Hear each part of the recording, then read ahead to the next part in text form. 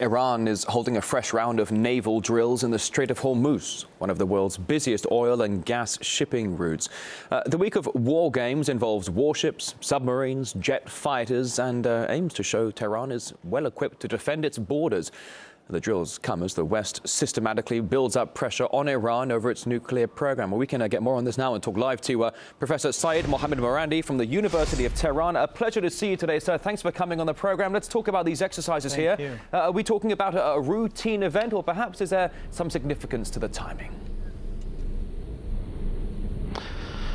Well, they are routine in the sense that they happen very regularly, but timing is always important. I think that the Iranians want to remind the United States and the Europeans that continued threats against the Iranian people, threats of military attack by saying all options are on the table, will, if they are carried out, would have a very significant and severe response, and any aggressor against the Iranian nation would face severe consequences. And the same, of course, is true for the Israeli regime.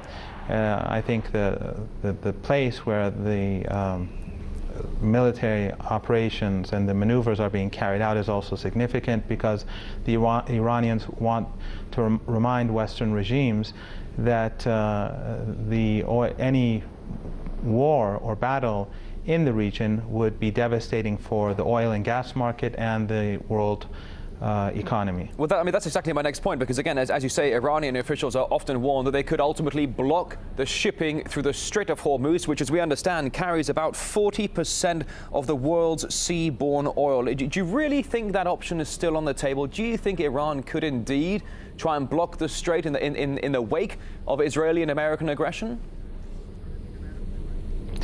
Well, I don't think that it's obvious that the Iranians don't want to block the Strait of Hormuz at all, and the passage of oil and gas. The problem is that if Western regimes carry out aggression or are aiding aggression against the country, they have bases throughout the Persian Gulf, and they have interests in the region. And if the interests of ordinary Iranians are damaged or destroyed, if Iranian targets are damaged and destroyed, then they will have to face the consequences. And those countries that support American actions, or where American bases or ships are based, they bear responsibility for any form of aggression. I don't think it's so much the Strait of Hormuz. If you look at the Persian Gulf, from the north to the south, the Iranians have borders, and if there is war, without a doubt, oil and gas installations, tankers, all of these will be devastated. It's far more important, the damage that could be brought about, than just blocking the Strait. Well, I mean, well, not just that, but also the massive regional and worldwide economic implications as well.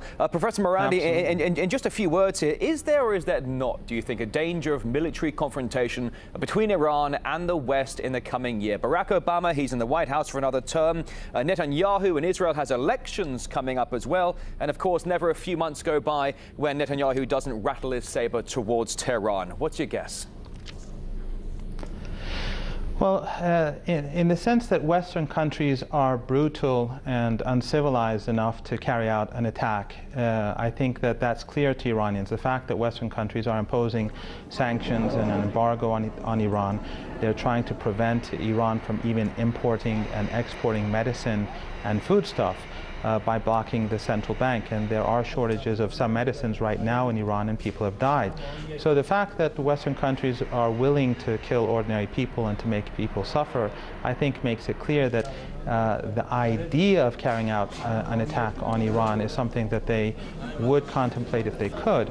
But I think, on the other hand, the Iranians believe that Western countries are much weaker today than they ever were before. The defeats in Iraq and Afghanistan, the setbacks that Israel had in Lebanon and Gaza, as well as the economic crisis in Europe and North America, make it highly unlikely. And I think the international community is gradually growing more independent of Western policies. And as new powers rise, it makes it all the more difficult for Western powers to launch a new war. But the Iranians have prepared themselves, and I think that itself has been a deterrent to war. So I think in general the Iranians feel that a military assault on Iran, aggression, would be highly unlikely. All right, Professor Syed Mohammed Morandi from the University of Tehran. Wish we had more time for this, but we don't. Thank you very much for coming on RT Thank today. you for having me.